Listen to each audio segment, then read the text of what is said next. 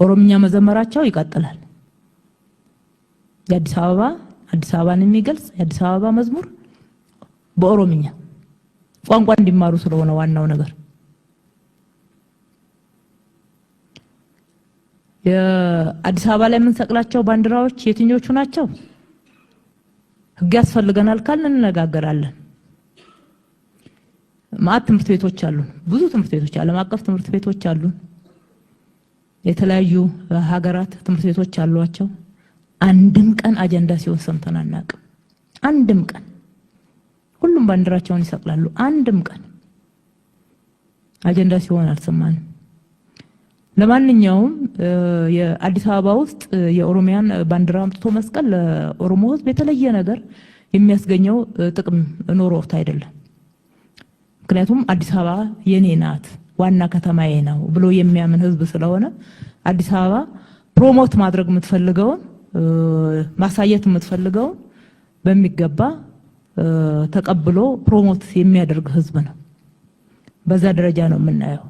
ነገሮችን በሚዛናቸው ማየት ተገቢ ይሆናል ማለት ነው። በሚዛናቸው ማናይ ከሆነ በህዝቦች መካከል ጥላቻ፣ ግጭት የሚፈጥር አካሄድን የምንሄድ ከሆነ ህዝቡን ነው የምንጎዳበት። ምንድናቸው? ልክ ነው። አዲስ አበባ የኢትዮጵያ ዋና ከተማ ናት። የሚኖሩባት የኢትዮጵያ ብሔር ብሔረሰቦችና አጠቃላይ የሀገራችን መዲና ናት። እውነት ነው። ከሌሎች በተለየ ሁኔታ ደግሞ የኦሮሚያ ዋና ከተማ ናት። ለባለፈው 30 ዓመት የኦሮሚያ ዋና ከተማ ሆና ሰርቭ አድርጋለች አዲስ አበባ። ይሄ ህገ መንግስታችን ላይ ያለ ጉዳይ ነው። ይሄ በመሆኑ ምክንያት ኦሮሚያ አዲስ አበባ ላይ ያሳደረው የተለየ ተጽዕኖ የለም።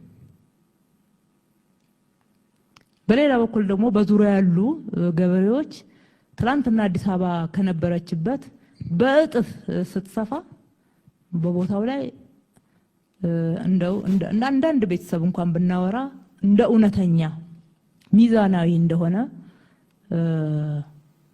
ሰው ብናወራ ፖለቲካውን ተተነው ብዬ ነው ብናወራ ይሄ በእጥፍ የተሰፋበት ቦታ ቋንቋ አለ፣ ባህል አለ፣ ማንነት አለ።